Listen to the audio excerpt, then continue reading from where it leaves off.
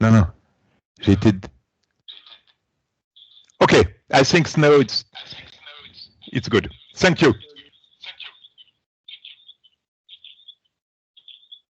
Okay. In the name of SCOR Foundation for Science, I am pleased today to introduce the current webinar on scope and limits of artificial intelligence, of course, a particularly hot topic currently, especially at SCOR. This webinar will be hosted by Arthur Charpentier, Professor in Mathematics, Department of the University of Quebec in Montreal, member of the Institute of Actuaries in France, internationally recognized expert in actuarial science, author of numerous books, academic articles published in the best actuarial academic journals at both national and international level. Probably some of the auditors have been students of Arthur Charpentier in the past and have a very nice and good reminder of his teaching.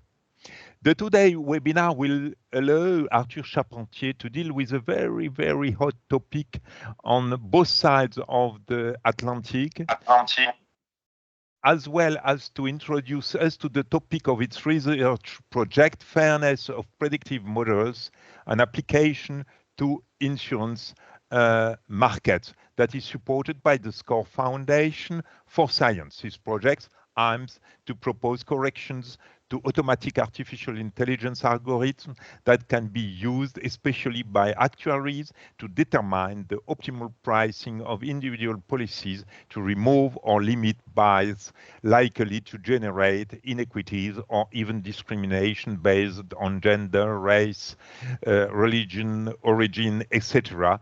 in the coverage offered by insurers or reinsurers to policyholders. As per usual, the webinar will last 90 minutes maximum from 2:30 to 4 p.m.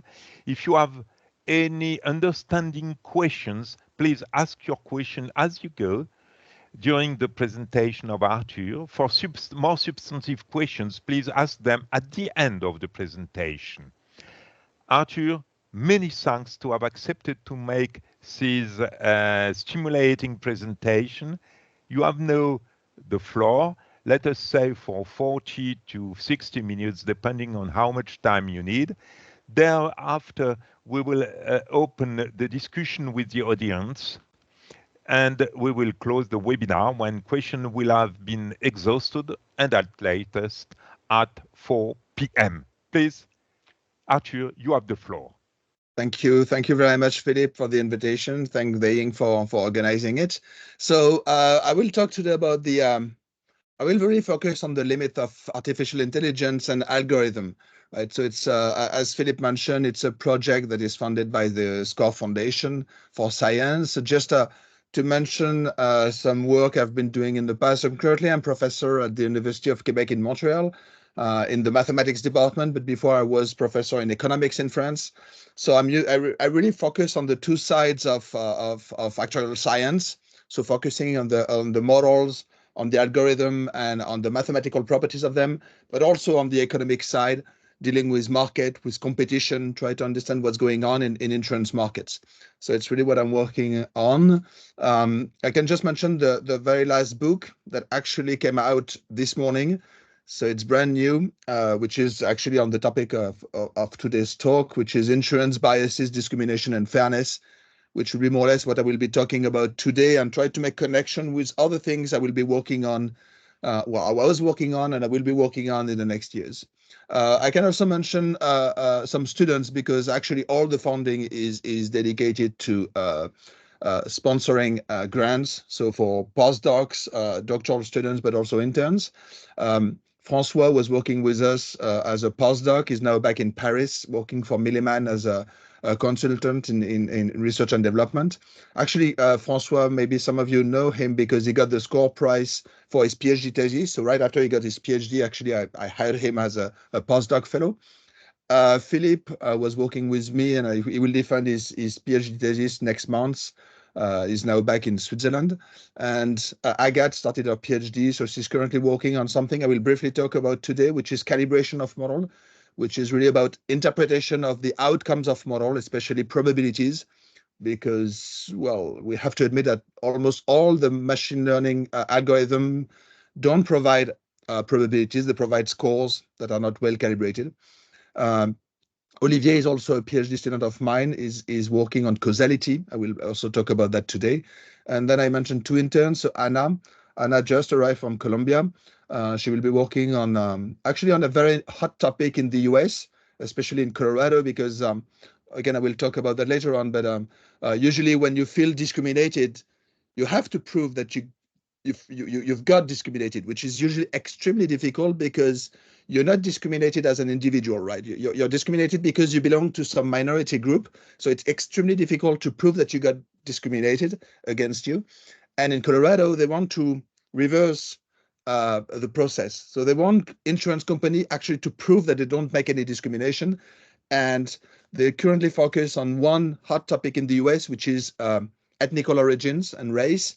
And the thing is, usually insurance companies don't collect this information, like in household insurance or motor insurance, and they want companies actually to predict the race of people based on several information. So we try to understand what's going on when we use this kind of model, because again, they don't have good properties, those kind of models. And Susie was an intern last year, and she came back. Actually, she will be studying this year at NSA.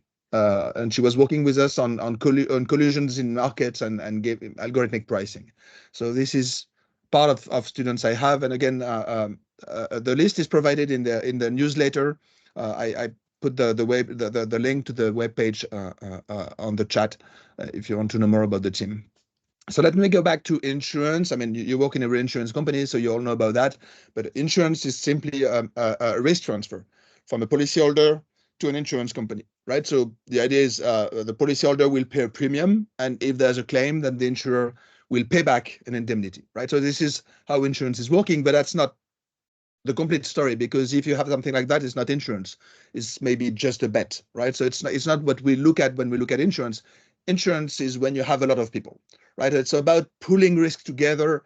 So as we put it in actually an old friend of mine told me this quote that is supposed to be somehow a quote that was written somewhere at the Lloyd's. Insurance is the contribution of the many to the misfortune of the few. So to have insurance, you need a pool of policyholder, right? So and all of them will bring some money to the insurance company, and then this amount of money collected among all the policyholders should be sufficient to pay back losses that policyholders will experience in the future, right? So it's really about pulling risk together. And in the context of pricing, the real question is, how do we set this contribution? What is a fair contribution that we should ask policyholder? Because the trick is actually all the policyholders are not the same.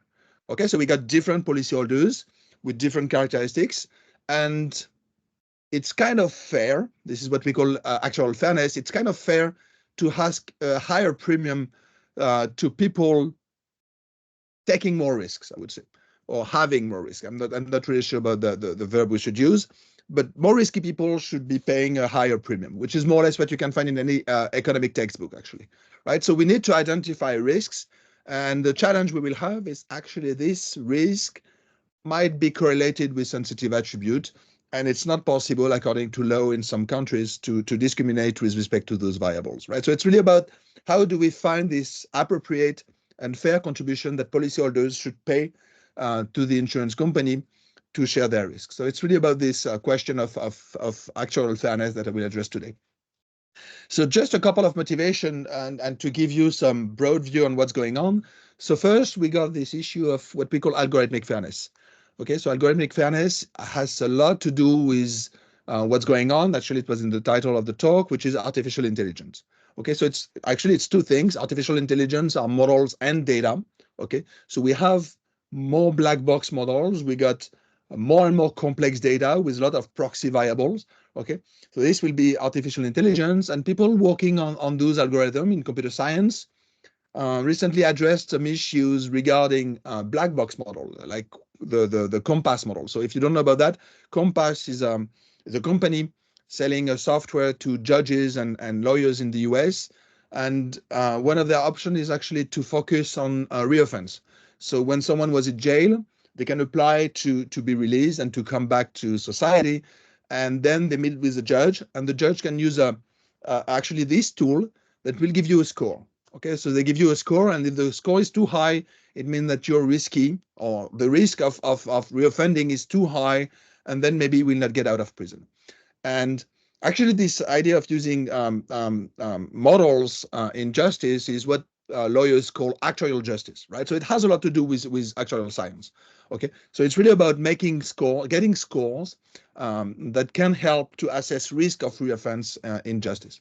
Okay, and in one of the issue of by Probabilica, they did a study 10 years ago about this company and this software, and you got the pictures you got on the left, okay, in the article, where basically they just take two persons with more or less the same kind of felonies, and what they observe is basically when you're black, the chances to get a much higher score is big. Okay, so it's very likely that the black person will get a higher score. So the quick answer is, well, the algorithm is racist. Okay, and that's not the end of the story. The good thing is actually they provided a lot of data to back their story. Okay, so that's more or less what I will be using in the next minute. So we got those data. So you got a score between 0 and 10, but it has been split in two: low risk and high risk. Then you got people who did reoffend and did not reoffend. So for those who work a bit on data, it's kind of challenging because actually the fact of reoffending can be seen as a censoring problem, because basically people get out of jail and then you wait some time to see if they reoffend or not. And the thing is, if you did observe the person for the last 6 months or the last 5 years, it's not the same. Okay, so actually we can do the study because we got the time series data. Okay, so it's really big, and we can do a lot of investigation in this kind of data set. But here is going to be very basic. Reoffense, no reoffense. Okay, so it's a binary problem.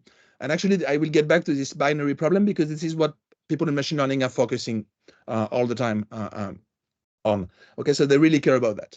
And then we got the distinctions between black and white people. Okay, so let me go back to the original study. So basically, the point was when you take all the persons who did not reoffend, right? So you got this subset of people who did not reoffend, and you look at the proportion of people who were wrongly classified, right? So what you can observe is basically for black people, the probability to be wrongly classified is much, much higher than for white people. It's twice. Okay, so it's 40% against 20%. So their conclusion in the article is very simple. The algorithm is racist. Okay, and it makes a lot of sense when you look at the data and you look at the conditional probabilities.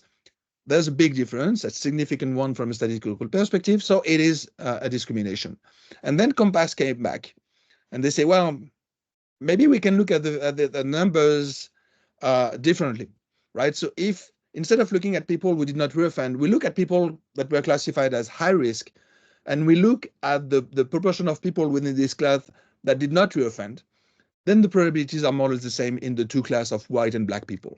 So no, the algorithm is not racist, right? So I really like this story because what it says is it's going to be difficult to discuss issues related to discrimination, because even if we look at the same data, the same model, we can get very different conclusions depending on how we define discrimination.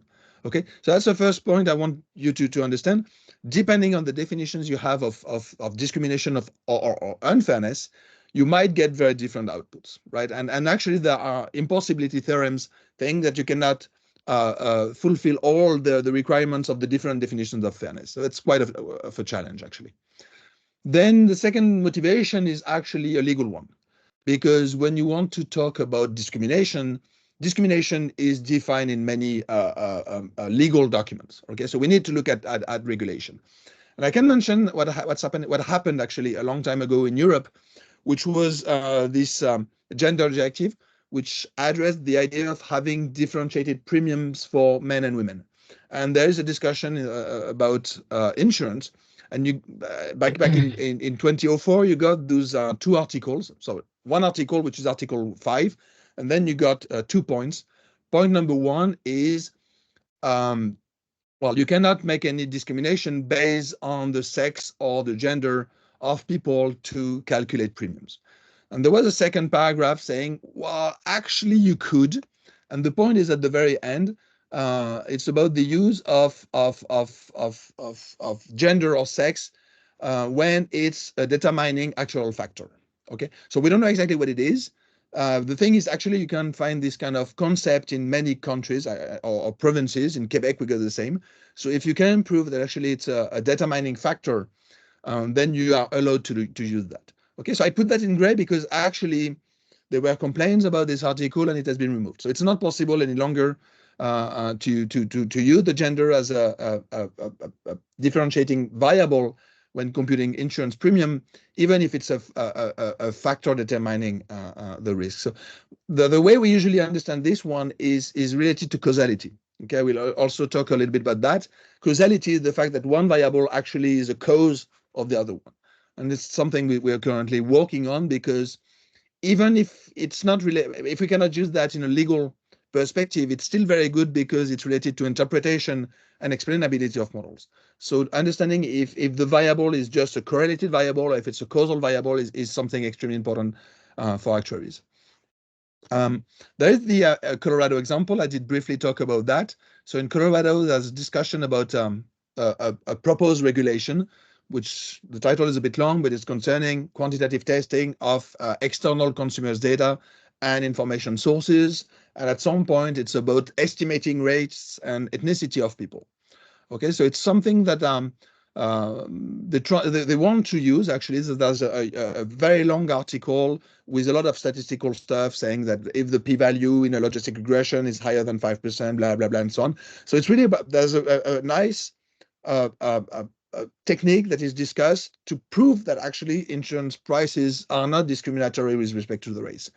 The challenge is actually that they ask companies to estimate the race. So they did it, they chose the, I think, the most simple variable, because if you think quickly about it, race and ethnicity are highly correlated to two kinds of information in the US. Basically, it's your name. So if you give me your name, first name and last name, I can somehow predict your race, but also the zip code, because you got a lot of spatial discrimination in the US. So I will talk about redlining in a second. But if you give me your zip code and if you tell me your name, well, I can have somehow a good guess of your race. Okay, I think working on religion will be much more difficult, but race might be the easiest one to do. But still, there's a lot of issue. So this is something we're currently working on, because from what I heard with colleagues in Europe, it's something that people are looking at, because, well, in Europe, with regulation on personal data, it's very difficult to get this kind of information. So some regulators are looking at this experiment. Well, it might not be an experiment, actually, a real experiment in the US, to see what happened if you try to make predictions of sensitive attributes, right? So it's quite of a challenge, and we're working on that. And the last point I wanted to mention about legal aspect of discrimination is this question of indirect discrimination. And it's really important. It's not in a nutshell, the idea is it's not because you're racist that the algorithm is racist, and vice versa. Okay, so there's no intention behind a racist algorithm. Okay, so you can be the nicest person in the world, you can still create a racist algorithm. Okay, so we have to be extremely careful. It has nothing to do with intention. So we cannot discuss with people or see what they want to do. We have to study the output of models. Okay, so it's something extremely important to address this question of discrimination. We need to look at the data and see what's going on. Okay, so it's something that we have to do. So let me go back a little bit on the history. Another important motivation in the US is what they call redlining. So redlining is the story we can have here. So those are fictitious maps, right? So the one on the left is more or less what you can find in all textbooks. Actually, those maps were created in the 30s in the US, in almost 200 cities. Okay, so what you have is a map of a city, and then you get neighborhoods in red. And the point was, if you want for a financial institution providing loans, you're not supposed to sell anything in the red areas because it's too risky, because houses are not built properly, and so on. So this is where you're not supposed to sell any loans, and you're not supposed to sell any insurance, right? And the motivation was the graph in the middle, which is more or less related to unsanitary indices, right? So buildings are too old or too crappy or whatever, so you're not supposed to insure them, okay? So because those maps are related to risk, it could make sense, and for many years it made sense to have those areas where insurance companies and financial institutions didn't want to go. Okay, so it was quite fine until the 70s, and then in the 70s, people in human sciences says, well, we have a problem, because actually when you look at the map of black people, actually the red areas are more or less the same as the area where you got black people. So those maps are racist, and addressing this issue is problematic. Okay, so redlining is now forbidden in many places in the US. And as you can see, well, clearly we have a problem. And I think dealing with discrimination in the context of credit risk or insurance is essentially an ill-posed problem, because all those variables are highly correlated. Okay, so the risk, the wealth, the quality of buildings, and the origin, the ethnical origin of people are variables that are extremely correlated. And again, we don't need to get the causal effect to get the to prove that it's racist. Actually, having correlation is kind of problematic, because this is indirect discrimination. Okay, so redlining is an issue, and so somehow it's an old problem and a closed problem, because, well, it's now forbidden to do some redlining in the US, but actually it's coming back. It's coming back, and you can find this. So it's not actually the same name they use in newspapers. They start to talk about blue lining. And when you find papers about blue lining in the US, it's basically because insurance companies don't want to insure in some areas where you got a lot of risk related to climate risk. Okay, and climate risk, again, it makes a lot of sense to say, okay, I don't want to go and sell insurance in those areas because the risk of flood, the risk of wildfire is too high. This is what we observe in California. The thing is, in many places, those risky areas are also areas where you can find poor people, black people, and so on.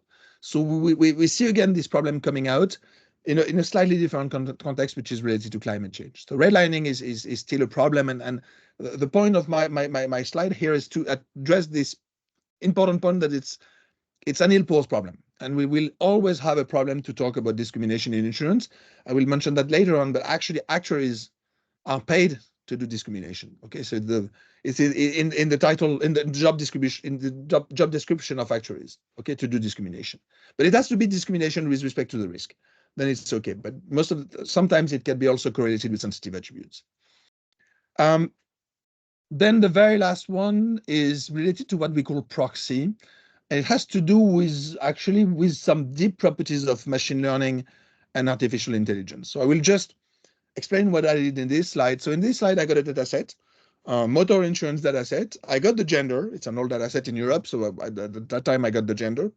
And we can see that men are more risky than women. Okay, 9% chance to claim a loss for men, 8% for women. It's significantly different. Okay, and we want to estimate a model. Okay, so I want to use very simple logistic regression. The thing is, I'm not going to use the gender, right? It's forbidden in Europe, so I don't use the gender. I'm going to put one variable after the other one. Okay, so I start with 0 variable. So if you put no variable, then you get the uniform, unique estimation of the loss, which is 8.6%. Okay, so everyone will have the same premium if you just forget about the average cost. You just focus on the probability to claim a loss. And then when you start to put more variable, we start to see this distinction between men and women, right? So in a nutshell, with 8 variables, okay, then when I look at the average predictions I got for men and the average prediction I got for women, then we can see that we start to get a distinction. Okay, we get closer to 8% for women to 9% for male, and the story is very simple. It's just that the model doesn't care about discrimination about the gender. The goal in machine learning is basically to reproduce what you observe in the data. If you got a difference in the data between men and women, the algorithm is going to do whatever it takes to reproduce this difference, because that's basically what you ask for. Okay, so you want to get a model which is as good as possible on your training data set, right? So even if you don't choose the gender, we will get a distinction between the two genders. Okay, I should stress something, which is actually I don't reproduce the gender. Okay, if I try to get a model, try to predict the gender, it's a very, very bad model. Okay, I cannot really predict the gender. The thing is, the model is still going to distinguish the two because basically that's what we observe in the training data set. Okay, so that's a very important issue. Actually, it's a very old one. I mentioned the work of Hume in the 18th century, which is the distinction between is and out. Is what is, so it's basically what you got in the data. So it's the statistical normality, right? So we observe that men and women are drive differently or whatever. There's a different risk. This is what is, but what we want to get is what we want to have. So the normality from an ethical perspective, we want to get something which is fair. We don't want to get any discrimination.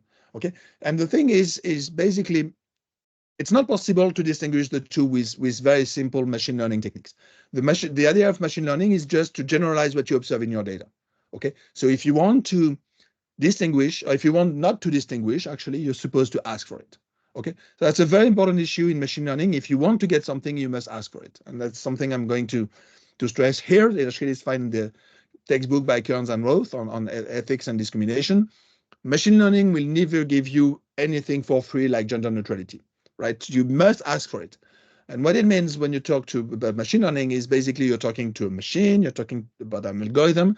So you need a formula, right, to put in your model to get explicitly this non-discrimination, right? So we need mathematical properties to define this gender neutrality, which is more or less what I will talk about today, which is, sorry, the introduction is a bit long, but I wanted to get more insights about what we do, but this is really what we care about. Then I got this statement by Avram. So this is coming from a textbook on the handbook of discrimination. And actually there's one entire chapter on insurance. And the starting point is it's going to be difficult because in insurance, we want to discriminate. Actuaries are paid for that. The thing is, we want to get discrimination based on the risk because it's what we call actuarial fairness. We need to get a different price for people with different risk, right? So this is the basic of insurance economics. The thing is, on the same time, we have to fulfill with regulation. If we're not supposed to make any discrimination based on the race or the gender, we should apply and we should have models fitting with this regulation. Okay. And just to get back to very old stuff, actually, it was mentioned by people in computer science in the 80s. Technology is neither good or bad, but it doesn't make it neutral. Okay, so this idea of fairness is something extremely important in machine learning because if we never talk about fairness, there will always be issues, and that's what people are rediscovering in computer science recently. So maybe just before going deeply, starting talking about machine learning, I should stress that it's not a new problem. Okay, I mentioned Kranzberg in the 80s. Actually, we can get back also to Gary Becker. Gary Becker got a Nobel Prize in economics. He wrote a textbook on economics of discrimination. Okay, so economists have been working on this kind of problem for decades. Okay, understanding why women get a different salary than men has been an issue for the past 50, 60, 70 years in economics. Okay, but it looks like people in computer science just rediscovered this problem. The good thing is they put a nice formalism around it. Okay, so it's more rediscovering a problem with different eyes and different perspective, and actually we start to get interesting ideas going on in the literature in fairness. Okay, so that's more or less what I will talk about today. So it's really about fairness, right? So I will try to make a distinction between what we call group fairness. Okay, so group fairness is when we look at the data overall. Okay, so we will make a difference, as we will see, we make a difference between independence, separation, and sufficiency. So we got three criteria to define actually group fairness. And as I already mentioned in the context of COMPAS, some of them we have conflicts between some of them, right? So it's exactly this issue here. We got different definitions of fairness. All of them make sense, but they can contradict each other. Okay, I will spend a little bit of time on at the end of sufficiency because that's what actuaries are using more and more because it makes actually a lot of sense in the context of insurance. It has to do with calibration. I did mention that already in the introduction. And then I will also briefly talk about individual fairness. It's related to counterfactuals, it's related to causality, and it's related to the idea that, well, we got a distinction between group fairness and individual fairness. Group fairness, again, you just look at the overall data. You just say, I look at black people, white people, and I try to look at statistics and so on. Individual fairness is, okay, I got a price. I'm black. What would have been my price if I had been white? Okay, so this is what we try to address. We look at individuals and try to get their counterfactual, assuming that one of their sensitive attributes would have been different. Okay, so it's really getting back on the roots of counterfactuals. And I think it makes a lot of sense in the context of fairness, but also in the context of interpretability, right? So when you talk about interpretability of models, basically you can look at it from a very regulatory perspective, like I want you to explain your model, your pricing model, to see what you do. But you can also look at the person who got rejected when he was willing to get insurance. And the point is not exactly to understand what the model is doing. It's basically why did I get rejected? What should have been different in my variables to get accepted, actually? Okay, so you want to understand what's going on, having some sort of counterfactual. So it's really this idea of individual interpretability, individual fairness. Okay, so before getting into the math, again, it will be extremely light, as light as I can. Maybe I should stress a little something, which is actual science is not computer science. There are deep differences between the two, just as there were big differences between actual science and statistics. Okay, the thing is, when you look at computer science, I'm going to be a bit quick on this one, but basically people just look at pictures of cats and dogs. Okay, and the point is to get an algorithm which is going to tell you if the picture is a cat or is a dog. Okay, so it's a very simple idea. You got data, basically it can be pictures, and the model will give you a prediction. And prediction will be classes. Okay, so you give me a picture, I want to know what's on the picture.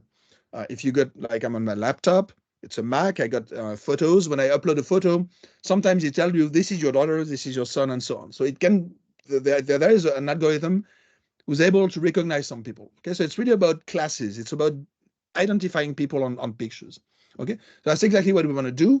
You give me a new picture and I'm going to tell you what's on the picture.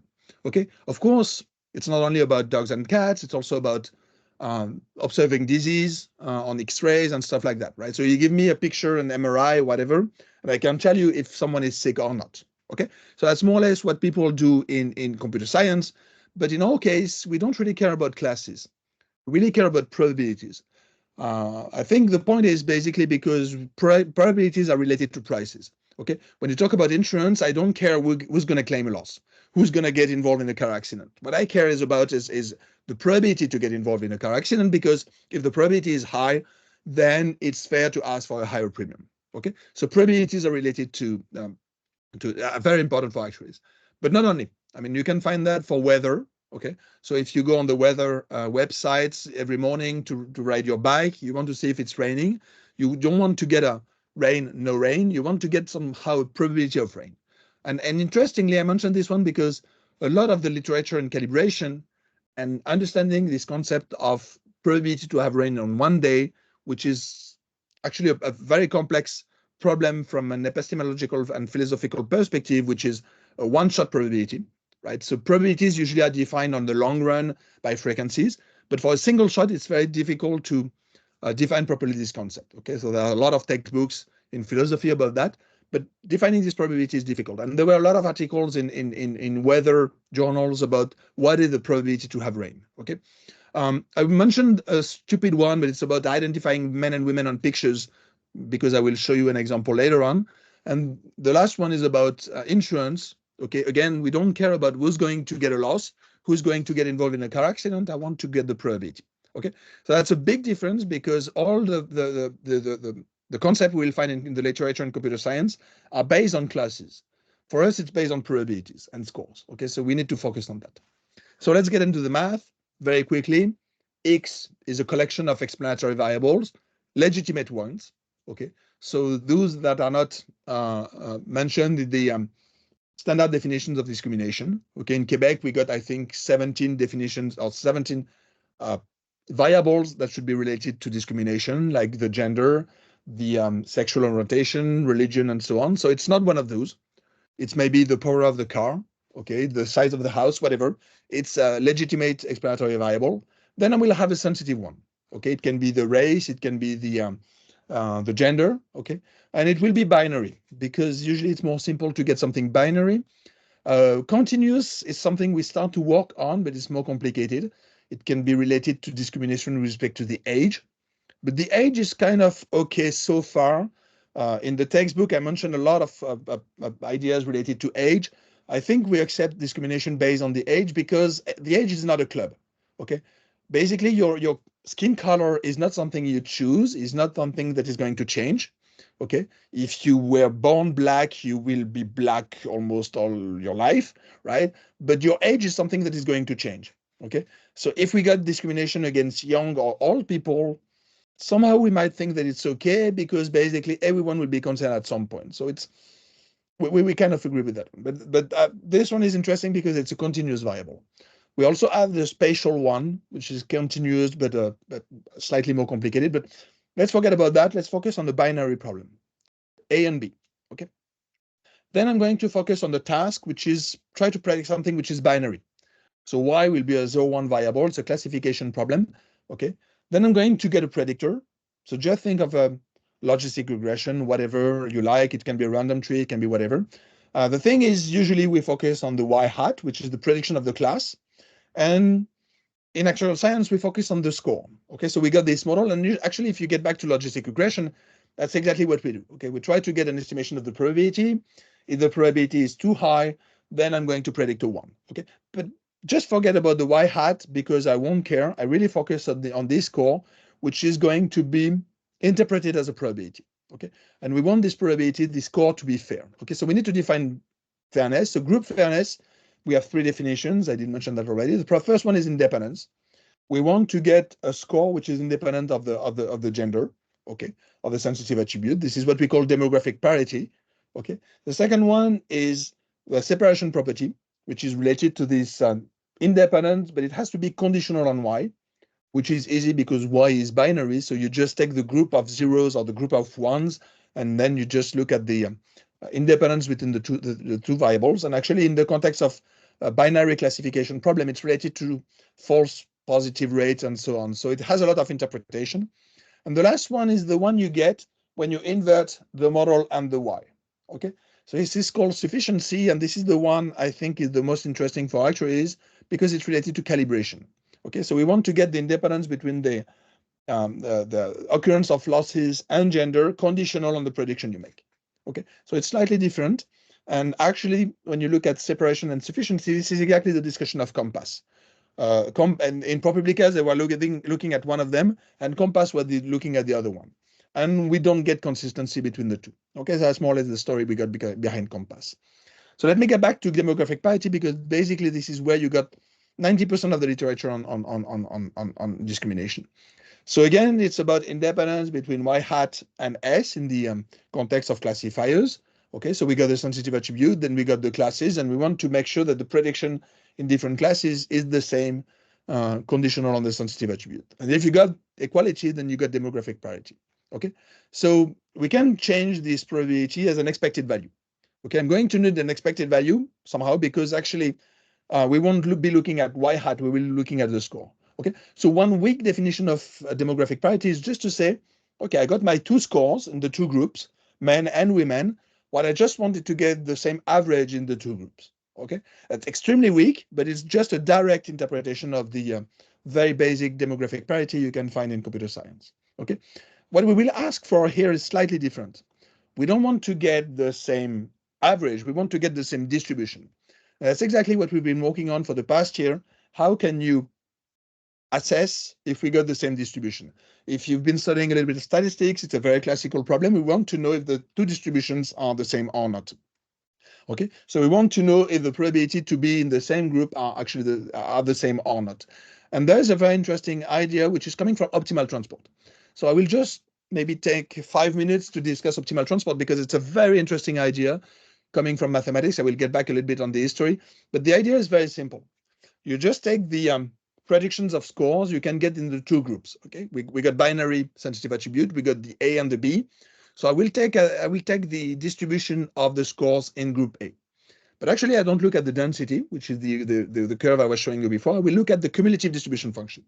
Okay, so it's an increasing function going from 0 to 1, and it tells you what is the proportion of people below 40% in your prediction. I do the same for the other group. Okay, and we're going to compare the two. Okay, so if you did study a little bit of statistics, you might think of Kolmogorov-Smirnov statistics. Okay, but actually you can do something slightly more clever. You just look at people with some predicted score in group A, say between 40 and 60%. Okay, average score in the case of so it's not a probability to claim a loss, but maybe it's a probability, I don't know, to get sick when you're 70. Okay, so it's something that is almost distributed around 1.5. Okay, so you focus on this average probability between 40 and 60%, and you say what would have been the scores if I had been in the other group. So the thing is, we don't really look at the levels. Actually, we're going to transfer those levels into ranks. So if you are between 40 and 60%, it means on this A group that basically you're on the right side of the distribution, because the distribution is slightly screwed to the left. So basically it means you're in the high risk. You're around the 75% quantile. Actually, you're between the ranks of 2/3 and 90%. Okay, and then you say, okay, I know that I'm in the top risk in group A, then I can assume that I will be in top risk in group B, right? So I'm going to use these probabilities and look at the ranks you would have of the levels you would have if you were in the same ranks in group B, and actually you can see that the probabilities are very different. Okay, so the idea is to say, okay, I don't look at the predictions I got from the model per se. I don't look at the probability predicted by the model. I'm going to look at their interpretation in terms of quantiles. If I'm supposed to be in the top risk in group A, I want to see what will be the top risk for group B. Okay, so I'm going to assume that I have this the same probability in the two group, the same probability levels. Okay, so it's really about ranks and not outcomes of models, and see what's going on. And that's exactly what we use. We try to make the connections between the original probability you get from model in group A and the one you would have in group B if you were different. And this is exactly the blue curve we can see here. Okay, so this is how you change to get from one model to the other one in the two groups, right? If this curve is different from the diagonal, it means that you got a discrimination. And I mentioned that because actually we're going to use that afterwards to mitigate discrimination, because we have a very nice tool which is called actually Watershtein barycenter in mathematics that can be used to be in between. Okay, so this is exactly what we will use. There is another interpretation of that one. So this is what we have. So it's really based on the idea of using a quantile to the probability level. So that's exactly what we use. We take the probability you would have if you got a score X in group A, sorry. So you take the probability, and then you look at the quantile associated to this probability. And this will give you this transport function. Okay, so this is more or less the problem of optimal transport. It's a very old problem that was addressed by Monge, then by Kantorovich. He got a Nobel Prize in economics for that. Okay, so it's really about this transportation, and it's called Watershtein distance. Okay, so this is a well-known distance in statistics, which is going to measure the distance between two distributions. And that's something we can use. If the distance is null, it means that we don't have any unfairness in the model. Okay, there is a statistical interpretation of that one. Just consider two samples. I got a sample of observation in group A, a sample in group B. For convenience, I'm going to assume that we've got the same number of people in the two groups. The idea is to say, okay, I'm going to look at the smallest risk. So basically, I'm just assume that they are sorted. So what it means is I'm going to look at the difference between the smallest prediction in group A and the smallest prediction in group B. Then I'm going to do the same for the second lowest prediction and the third, and so on. Okay, so I'm going to look at all those matching you can find in between the two groups, which is a very classical problem in economics, actually, to do the matching. And we want to see when we match people if there's a difference, because if the model was fair, very fair, completely fair in the context of demographic parity, there would be no difference between the lowest risks together within the group and or the highest risks. Okay, so we try to match people based on their relative risks. So we really focus on the underlying probability and not on the outcome of the model. Okay, so it's really about this one. If it's different from X, then we're going to get a discrimination. Okay, so just to get back on Monge problem. So the idea of Monge problem is based on the theory Deblay and Remblay. So Deblay is the hole. So you want to have a hole with a certain shape. You want to put the sand to another place to have a pile, and you want the pile to have some sort of distribution, and you want to find the optimal way to transport the sand from the hole to the sand. Okay, so Kantorovich was a Russian researcher. Actually, he was not working on sand, he was working on military. So how do you move your military that were on the East Coast to the West Coast as efficiently as possible? Okay, so it's really the same. You just move one soldier and you want to do it efficiently because you got constrained on the roads, on the rain, on the trains, and so on. Okay, so it's really about transporting. The thing is very simple. You just take the sand grain by grain and you just move it, right? So this is a way to transport it. So I just do it completely randomly. Okay, so I'm just going to pick one sand and move it from the hole to the pile. Okay, this is not efficient. Okay, if you want to do it efficiently, the idea is extremely simple. It's a very strong method in mathematics. It's you have to do it with a monotone transformation. So you're going to keep the ordering, right? So it's exactly what I was telling you about. You're going to take the pile which is the most on the left and put it as much as you can on the left on the other distribution. And you do it for all of them. So you're going to preserve the quantiles, right? So it's a very strong idea. The thing is, it's working well on my slide because actually it's a one-dimensional problem. The thing is, Monge theories helps you to define this monotone mapping even for multivariate distribution, which is exactly the idea of you can find in multivariate risk models and so on. So it's really a very deep concept in mathematics. Okay, and this is what we use. Okay, we try to find this, understand this mapping to go from one distribution to the other one. If the mapping is constant, then it means you got no discrimination. If you got a different, then it means that you got one. Now we can use actually this idea to get barycenters or to get mitigation. The idea is, okay, just assume that we got a difference. We did observe a difference between the A group and the B group.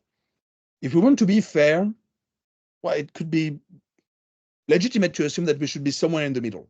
Okay, so if I get back to my initial idea, so I got my yellow point, my green point. If I want to get something which is fair, I just put myself in the middle. Okay, so I just take the average. So if I'm a good risk, I want to take the average of the less risky guy, which is in yellow, the less risky girl who's in green. I just put myself in the middle. Okay, so this is exactly what we do with what we call Weiser-Stein barycenter, which is just taking an average of the two models, but not exactly the two models, actually. I'm going to use the transport going from one model to the other one. Okay, so based on the quantile transformation. So that's exactly the kind of curve you observe in the middle, at the bottom, sorry. It's, you got the scores in group A, the scores in group B. If you want to get a gender-free model, the distribution of the scores should be in the middle. And that's exactly the idea of barycenters. It's really about being in the middle. Okay, so I'm going to take averages. So averages are just proportions, weights are just proportions in the two groups, and then I'm going to transport. That's exactly the formula we provided. Okay, so this is based on Weiser-Stein barycenter. We can use other averages, but the thing is actually we can prove that it's optimal in terms of empirical risk. So it's going to give you, so long story short, if you want to remain in the class of good model because you really care about accuracy, then this is the best fair model you can get. Okay, so it's very nice because this is a way to get good model, but also fair model. Okay, so within the family of models you have, this is a good way to get a fair model. Just take the average. Okay, so that's more or less the formula that you have. If you're in group A, I'm going to take the same probability that you got with a certain weight, which is the probability to be in group B, in group A. Then I leverage it a little bit with the probability to be in group B, and then the one you would have if you were in group B instead of group A, based on your probability level. If you were in the high risk, you should be in the high risk with respect to the other distribution. So that's more or less what we're doing. Okay, we use the weights, we take the score in one group, and then we transport the score in the other group based on quantiles. Okay, so I can do it when you're in group A or when you're in group B, right? So it's basically the idea of barycenter, and it is exactly what we do. It has very strong properties. The other thing, maybe I will mention that extremely quickly at the end, we can also use that in high dimension with multiple sensitive attribute because we got a nice geometric interpretation, which is barycenters of barycenters are barycenters. Okay, so we can take averages between different groups and mix them together. So it's a very strong mathematical tool that we can use for fairness. Okay, so just to get back on the other two definitions, so far I've been discussing only group fairness or demographic parity. So basically, I just look at the independence between my hat and S. As I said, in the context of COMPAS, it was not what they were looking at. Actually, they were looking at false positive rate and false discovery rate, which are two different concepts, and they do observe a difference. We got inconsistency between the approaches, right? And we try to get discussions about scores. Okay, so we want to get definitions related to scores and not predictions of classes, right? And currently we're focusing on calibration. So calibration, I think, is a very nice tool. It's based on the idea of looking at the expected value of y conditional on the score. That's a very, very important property. This is called calibration, and it's about interpretation of probabilities. I did say before, usually probabilities are interpreted as because of the central limit theorem, basically, just the limit of frequencies, okay? The way we define probabilities in textbooks for kids is just if you threw a dice many, many times, right? So you look at the proportion of times you got one, and this is interpreted as a probability if you threw the dice sufficiently, right? So it's really based on frequencies. And you got this nice article from Mises in almost 100 years ago saying that basically you cannot use that in actual science because it's meaningless. You cannot define the probability of death. Probability of death is not possible to define it because you will die only once. Okay, so basically it's a meaningful concept, except if you distort it. So you have the Bayesian community coming from Definity saying, well, you can still define a one-shot probability, but there is still a problem. This is the very last sentence. The phrase probability of death, when it refers to a single person, has no meaning for us at all. Now, this is something that we should look at as computer scientists and people working in models, because actually we're not sure that what we get is a probability. It can be interpreted as a probability, right? And actually this is related to something that was mentioned in the textbook the book by Nate Silver, the signal and the noise, saying that when you look at this 40% chance of rain, what does it mean? Basically, it means that if you take all the days where you got predicted 40%, you want that in 40% of the scenarios, you got rain, right? So this is the way to define calibration, actually. And this is a very important concept. It has been discussed in some nice papers in medicine, because we want those models, most of the model we use, to be well calibrated. If I tell a patient that he has 20% chance of dying, I want those 20% chance to make sense, actually, right? So it can be wrong. Like, just remember the election of Donald Trump, when he was predicted a 3% chance to get elected. Well, he was elected, right? So does it mean that the model was wrong? I mean, you all work in risk management, so you know that even if a rare event can arrive, it doesn't mean that the model is wrong, right? So you can still have very low probabilities, but the events can occur, okay? And this is addressed in the context of calibration, and it's an extremely important problem that actually people don't really look at in computer science because, well, most of the time they don't care about probabilities, okay? Just to give you a simple example on calibration, this was in an article in the New York Times, okay, and they were giving us pictures of people, okay, actually fake people, okay, so they just take, I think, one guy and one girl, and they have this mapping. Actually, it's related to Wasserstein, okay, so it's a way to get a flow going from one picture to the other one, okay, so we got different people, and sometimes I'm doing very stupid things. I said, maybe I can take those pictures and put them in a software that can recognize the gender of people. Okay, so I did take all those pictures. Here I have 8 of them. The first one is a female, the last one is a male, and I did ask what is the probability to be a male or a female in these groups. Okay, so we have a continuous flow, right? So very naively, I said to myself, it has to be continuous. The first one should be a woman, because actually she is a woman, but there might be an error in the model. The same for men, but in between it should be continuous. Okay, so we should have a decreasing probability to be a woman. And actually, when you look at it, this is not what you observe. Okay, when you look at it, the probability is extremely constant. So the model is extremely sure that the person is a woman up to one point. And then you change a very little something. And then all of a sudden, the person becomes a man with very high confidence.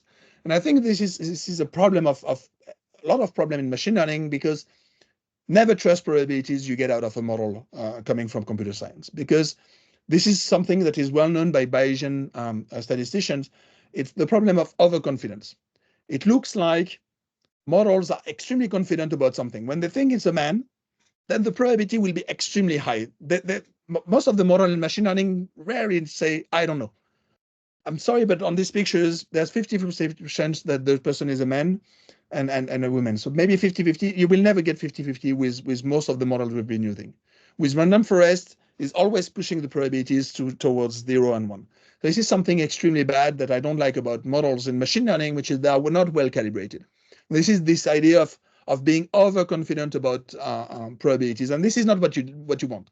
Okay, if you focus on motor insurance, someone might be risky, but it's not because the model says this one is very unlikely to get a claim, so I'm going to put a 0 probability. You don't want that. I mean, you don't want a 0 premium. You want to get a good assessment of probabilities, right? So it's a very important issue in actuarial science. Maybe I will be a bit fast on this one. It's related to counterfactual. So counterfactual, I did mention that earlier. It's related to the fact that it's related to causal inference. Okay, so what would have been the outcome of a model if the attribute, the protected attribute had been slightly different, or would have been in the other class? So this was a concept of fairness that was introduced almost 10 years ago, and I think it's a very important one. There are already some PhD defense on that topic, so a lot of people are working on that. It's related to questions of causality. Okay, so maybe some of you have been reading this textbook by Judea Pearl on the book of why. So Judea Pearl has been working on causality for decades, and he has this ladder in the book. So he says basically, if you look at causation, you have three ways to look at it. The first one is the very basic one, which is association. Association is about correlation, right? So it's not proving a causal effect. It's just looking at correlation and say, okay, this is more or less what we do in a regression, right? Regression, you just say, okay, you give me the temperature for today, and I'm going to give you how many people will be on their bike riding to go to work. Okay, so it's really about making predictions with some explanatory variable. I just focus on correlation and give you a prediction. I don't prove that actually the number of people or the weather can predict or will cause the number of people on the bikes. Actually, maybe the proof is the other way around. Maybe the number of people on their bike, riding their bike, that will predict the temperature. We know that it's not true because we're human, but for a machine, there's no way to distinguish the two. Okay, so association is related to correlation. And then we start to have the causal effects, but there are two different definitions of causal effects in the book of why. The first one is intervention. What if I do? What if I do is about making an experiment. So it's really about try to understand if a medicine is working, right? So if you want to do it, you make an experiment. Some people will get the medicine, some people will get a placebo, and then you look at the difference. Okay, so you really make an experiment. Okay, so what if I really change it and see what's going on? The thing is, in many cases, you cannot make an experiment. Okay, a very classical idea is like in medicine, if you want to see if people should recover after surgery at home or not, you can just look at statistics. You might say, okay, I'm going to look at people who went back home. People would stay at home. You can say, okay, it's a natural experiment, but actually it's not working.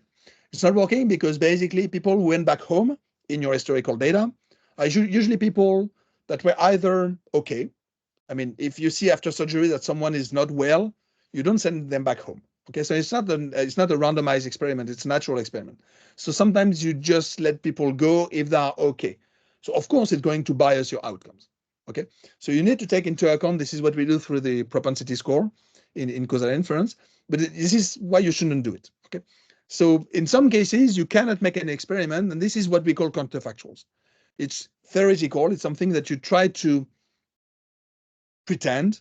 Okay, and this is exactly what we need for fairness, because I cannot make an experiment and say, okay, now, dear Mr. Whatever, you're going to be a Mrs. Okay, so I cannot change the gender of someone. Sorry, I cannot change the sex of someone. Okay, and I cannot change the color of their skin. Okay, so we usually, for some and most actually protected attribute, we cannot change them because that's exactly the point of sensitive attribute. It's something that you cannot control. Okay, so it seems unfair to ask you for a higher premium or to get a different treatment because of something you didn't decide. Okay, so counterfactuals are deeply related to these questions of variables you cannot change. So it has to be counterfactual. Okay, so that's a paper we've been working on. It has a lot to do also about interpretability. Interpretability is a very hot topic nowadays in machine learning because, well, in Europe, it's a requirement by regulation. Okay, we want to understand model. And the thing is, it's not only about regulation, it's also about actuaries. Okay, we keep thinking that actuaries are people well trained in statistics, but basically most of the time when you do actuarial science, I've been working as an actuary before, you spend most of the time discussing with agents, with different people. So you want to explain the model. You want to tell a story about your model. Okay, so designing a model is really about storytelling, right? And there is this very nice article by Glenn 25 years ago saying that they're the myth of actuaries. We pretend that actuaries are people of numbers, so they should be extremely objective, but that's not true. And I did show you the example of Compass. You can be extremely objective, because you rely on numbers and models, and so you can call that fair washing, just like greenwashing, but for fairness. It's really about, you can do whatever you like. So basically, you have to hear the stories of people. So you really have to care about interpretation if you want to understand what's going on. So it's not possible to deal with numbers without looking at stories and about interpretation. And when you start talking about fairness, you start to see that it has a lot to do with discussions, because when you talk about the fact that women don't have as much claims as men in motor insurance, you can always find someone telling you a story. Oh, it's just because women drive less. Oh, it's because women don't drive for a long number of hours. They can always tell stories about what's going on to explain that one variable should be in the model because it has an impact on the outcome. So it's really about stories, and I think actuaries should admit that what they do is also very related to subjective intuitive correlation somehow about models. Okay, so it really has to do about interpretation. And I think Glenn has it when he says that you really have to focus on the two sides of objective and subjective interpretations. And this is exactly what we did in the paper on this Wasserstein-Barre Center, saying that if you have two sensitive attributes, okay, you got the gender and you got the race, you can tell very different stories when you try to explain why you got a higher premium. If you start by saying, well, you got a higher premium because you were a man, then maybe the remaining part of the race is extremely small. But if you start with the other way around, you can get a very different interpretation. So this is what we call cascade interpretation, which is depending on how you start telling the story, it will have an impact on the other variables. So if you start to capture everything through non-sensitive attribute, maybe at the end you don't have anything about discrimination, which is usually what we observe actually in actuarial science. Okay, so the discussion about interpretation is extremely important in the context of looking at fairness, and that's a topic for next year, because actually we will have a postdoc working with us through the foundation on interpretation in actuarial models. So this is a topic for next year. So just to conclude, because I still want to have time for some questions.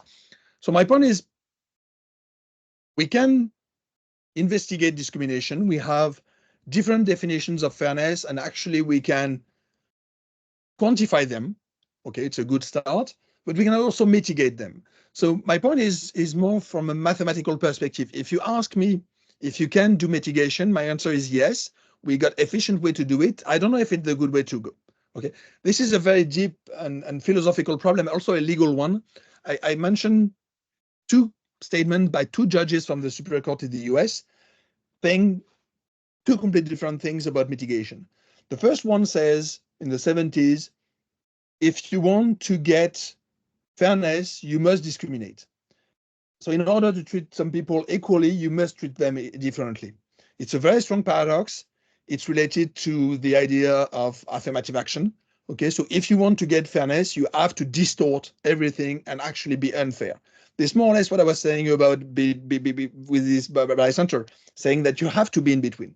Okay, so you need to make the distortion to be fair, actually, which is actually one statement. There's a textbook by a nice philosopher from Harvard. I didn't catch half of it, but it's about, is affirmative action fair? Okay, it's a very difficult problem, I think, from philosophers. And then you got this statement more recent saying basically, if you don't want to get any discrimination, then don't do any discrimination. Okay, so it's another way to look at it. I think we got the two extremes. I think the answer is probably in between. Okay, it's not because you close your eye that everything will be fine. Okay, so we've seen that in the in Europe, in the European regulation, where they say don't use the gender.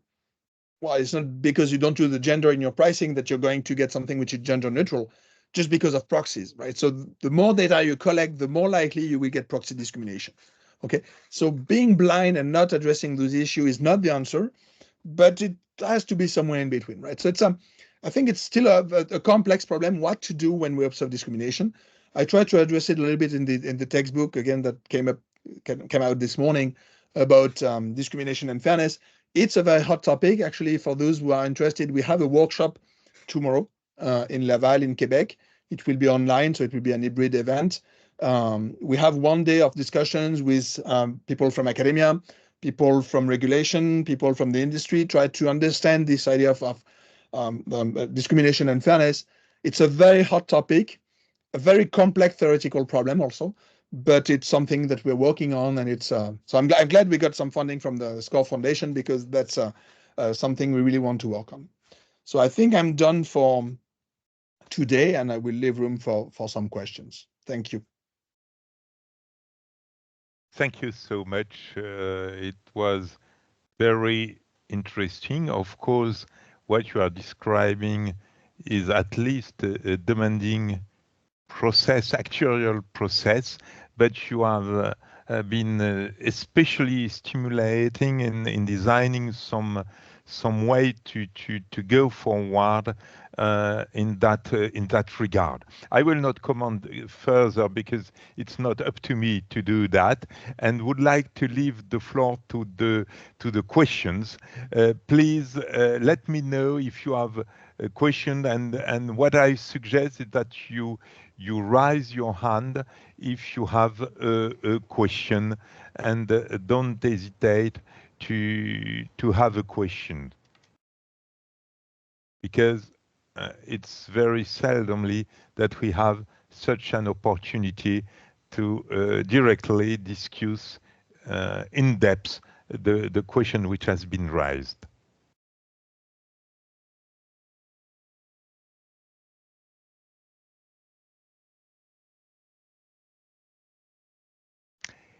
Maybe on my side and before, and probably because my question will be slightly aggressive, at least for some people. My question is the following. In the question of discrimination, is it race, gender, religion, etc., part of it is something which has been built socially. But it's very difficult when you are someone, a person, to distinguish inside what you are, what has been built socially from the beginning on, from your birthday until today, and what is exactly non-discriminatory. And in fact, if you are, for example,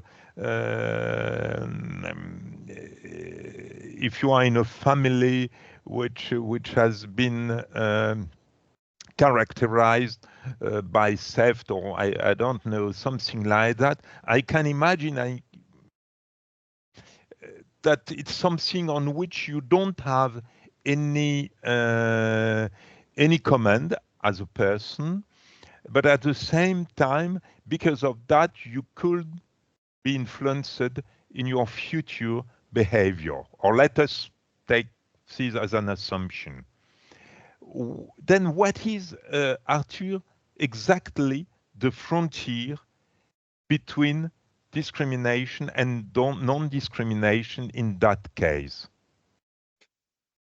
That is a very difficult question because the frontier is extremely blurred. And I think I did address, maybe I can show you yes. in a little something. I don't know if I can put that. No, let me try to, no, I don't know if I can. Let me try that. I can show you, I think you see my screen. It's slightly different. So this is the table of content of my book. And actually there is, so I start talking about discrimination. So I start with racial because I think, racial is a very simple one. Yes. I mean, if you think about discrimination, you think about racist people. So it seems extremely simple. But even for that one, it's not that simple, because when you look at the race in the US, it's something that you declare. Yeah. You feel like you're a native, and I think it's very challenging, especially for people who got a Black mother and an Asian father.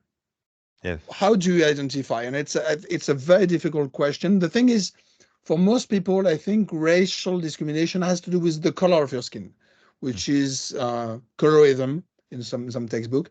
So it is something which is more objectively defined, I would say. Yes. And it has to do with genetics. So this is why I mentioned this genetics and social identity, because actually we would love to have discrimination based on genetics, because that will be extremely objective and simple, which would be discrimination against the sex, because you cannot change the sex, but you can change your gender. Yes. So this is where it starts to be extremely blurred because we're not sure what we're talking about. There was a case actually in Canada because I think it was in Alberta. It was possible to discriminate with respect to gender, and someone said, well, now I want to be a woman, so I want to get my 15% decrease of premium. And it was interesting because actually you got feminists saying, oh, you cannot do that. I mean, you're not supposed to change your gender because you want an insurance premium. And there was a very clever answer by the guy saying, well, we're not supposed to disclose why we want to change our gender, which is a common statement you can find from feminists saying it's a private issue. You're not supposed to explain why you want that. So I think it's a very difficult question, and I still try to understand what's going on, because I always claim that it's something you cannot change, but actually a lot of them is coming from social identity. So it's really an identity that you create. Yes. I won't talk about religion because I'm an atheist, and it's a very, very complex question for me. But it is a very difficult problem to distinguish what is something you can choose in your identity, what is something you don't choose. And I think it's really about choice. Discrimination has to do with Yes, choice. we could perhaps an example would be very good. You are referring to it, gender, the gender differentiation in a Muslim country of North Africa, for example, is based on sex. Full stop. Yep. Therefore, maybe you are an American just living in one of the North African country and want to declare a gender which is different from your sex and ask for non-discriminatory treatment by the local insurance company. Of course, currently it will be refused. But in fact, in that case, what should I do? Because should I say your behavior is the one of the sex, or your behavior, I should consider the fairness compared to the sex or compared to the gender? And here I have a choice. I think most of the time you don't have a choice because you got regulation and legal definition. So in that case, you should comply to regulation. So of it's course. something. And if no, let us imagine a regulation which at the end of the game say, okay, we no more consider the sex, but only gender. Well, you have to use it, but it's but it is. But even for motor, I mean, even for motor insurance, I mean, I keep thinking about that. But in motor insurance, we're not really sure about who's driving actually. When you got one car in a family, it's driven both by the man and the for men and women couple, it's driven by both. So most of the time, we don't really care. Maybe in health insurance there could be issue, but even for that, I mean, when I was working as an actuary, we had a company insurance, and I was paying for maternity insurance, and I was like, I don't need it. I mean, the odds of being pregnant for me is extremely small, so I don't need this kind of insurance. And for this one, there is solidarity. We agree that all of us should pay for it because it's good for everyone. So it has also a lot to do with why do we want to get differentiation of premium. In some cases, we don't want it. And one of the cases is actually based on age. We always say that young drivers in motor insurance are much more risky than other ones. So we want them to pay more. But actually, we want them to pay the real price. Because if we ask for the real price for young drivers, they will not get insurance. And I think that collectively, we all want people to get insurance because if they hit someone in the street, we want that person to be covered. So we got this solidarity saying that we want a differentiation, but maybe not as big as the one we would get if we were looking at the actual numbers. So we need some solidarity. So I think discrimination also has to do with solidarity. Yeah. But Arthur, here solidarity is just a social construction, and it may change from time to time. And for example, we probably accept today that a woman in France buying a sport car, which she can drive very quickly, will be discriminated because at the end of the game, one will apply to her what someone will apply to a man. But even if its behavior is just driving inside the city, and therefore that's true. And that's so. I don't know if the slides will be open before the end, but I was giving a course on this on this topic of discrimination. And my very first slide, so it's slide 3 out of 600. It's a definition you can find in a very nice book by Frederick Schauer. So it's a book called A Profile, Probabilities, and Stereotypes. And you have this sentence say that basically actuaries are specialists in generalization. So as you said, one of the example is about sports cars. If you drive a sports car, I put you in a category saying that people driving sports cars take a lot of risks. Yes. And we make cliches all the time. We use always those stereotypes. Actuaries are designers of stereotypes. The thing is, what we say about discrimination, we have to be a little bit careful about some of them. And the thing, interestingly, like if we get back to gender, actually, we got something extremely interesting coming out from telematic data. When we start to collect information about behaviors and when people drive and so on, basically it has nothing to do with gender. It's just the fact that some people pick up the kids at the soccer or don't drive for holidays. So it's really about who's driving when. And men drive more during the night and they drive more basically. And that's all we try to capture. So it's really about, we use a proxy. So usually it's exactly. It's just the opposite of other industry, where you try to mimic the race and you want to be racist, to use a proxy for that. So, okay, I'm going to discriminate against that one, but really I care about the race. In insurance, we do exactly the opposite. We cannot capture the behaviors, so we capture the gender. But that's not what we care about. If we differentiate with respect to gender in motor insurance, it's just because we cannot know who's going to drive during the night. So it's just that we use a proxy, but wrongly, I guess. Yes, of course, the process. Arthur, here perhaps we will leave this question because we have a very interesting question from Kwame, who says, I question that the idea that identity in this context is something that you chose. I think it is the identity that your society assigns you that is more important. Color of skin is not as important and consistently explanatory as the subjective roles that each society uses to determine who is inside and who is outside the main group.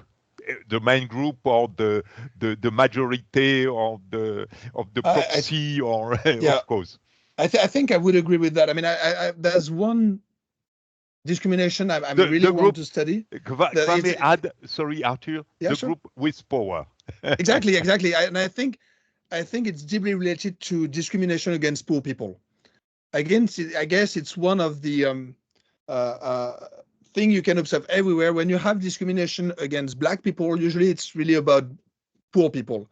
When you're rich and Black, usually you have less problems in many places. And I think that, and there was a very nice report written in French, I think it was last year, exactly on that point. The fact that when you're poor, everything is more expensive.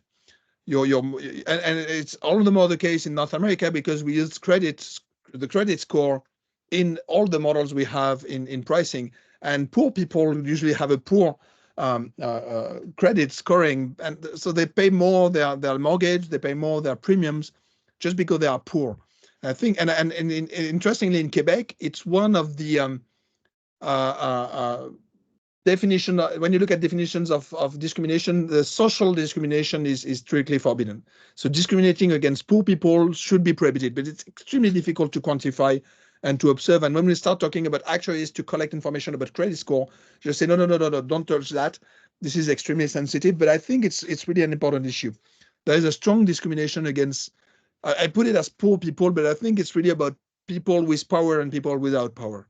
And I think it's a very, very important topic, but it's a more difficult one to address, I guess, at least from a statistician, because I usually don't have this information in my data sets. But I would agree, yeah. I'll just say one interesting thing, though, is because the rules vary by society, it's almost like a real-time experiment that's going on, because you will see a pattern in one country that you won't see in another country, and you get to see sort of what happens when you have a different set of rules.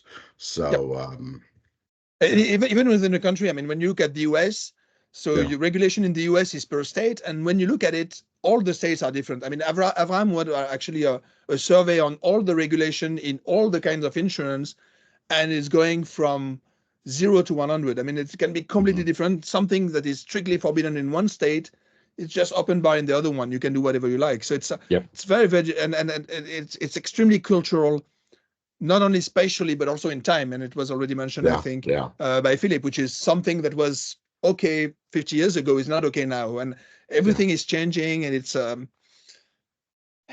think at the end we all want some society which is more fair. So I think this is more or less the statement I was showing at the end, which is we should do discrimination just because at the end we want to get more equality or fairness at the end. So it's really about the long term of what's going on. So there will be sacrifices. This is something I can also see in academia. I mean, we got EDI. We want to get, so most of the time we have to invite half female, half male, people from minority and so on. So there we take actions to promote diversity in academia. And it's really something that I care about, and I think it's extremely important. And I've seen that with students in our department. We don't have a lot of female professors, and when you talk with kids, they say, well, especially young girls, they say, I don't see what I can become. And you say, well, you can do a PhD and become a professor. Yeah, but I don't see any. So what the point? And really important to get models and so on. So it's really something we should care of. So it's I try to use it also in insurance. But I was going to say thank you for your work. I mean, in the short run, what I find is that these things can't change quickly. So migration is one solution that people who are disadvantaged use, and you can go to another place and improve your situation really quickly. So I think as long as it exists, we're going to see a lot of migration in the world. Okay, which is, in other words, quality, you are just in favor of competition so that people can choose. And of course, at the end of the game, promoting competition is a way also for promoting more fairness. It's at least my opinion, but I know that some economists are criticizing such a position, which I would like to defend. Are there other questions, please?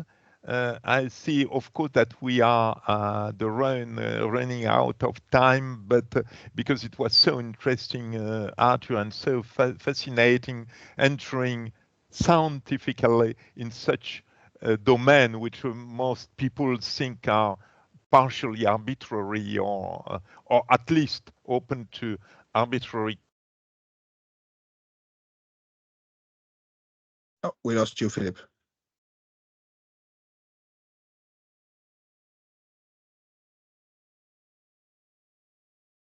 Oh.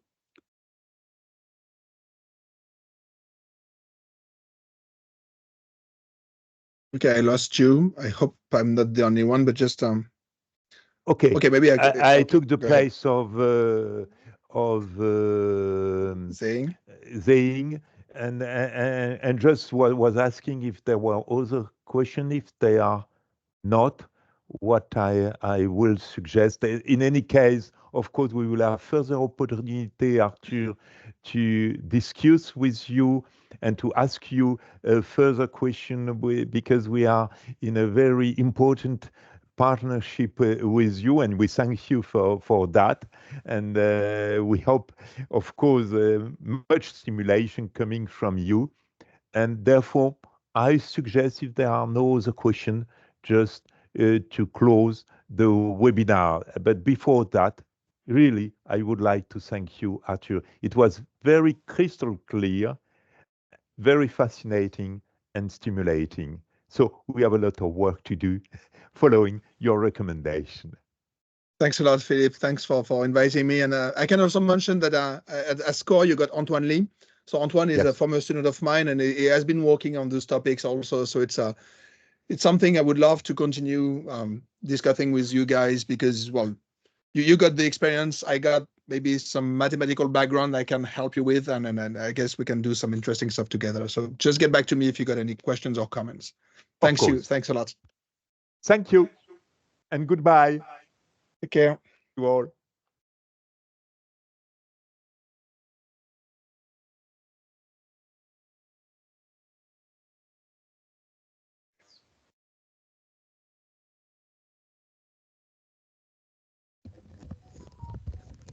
Désolé Arthur, Y a aucun j'ai un souci. problème avec mon Ben, je vois ça, mais c'est qui la vie, hein. coupe en permanence.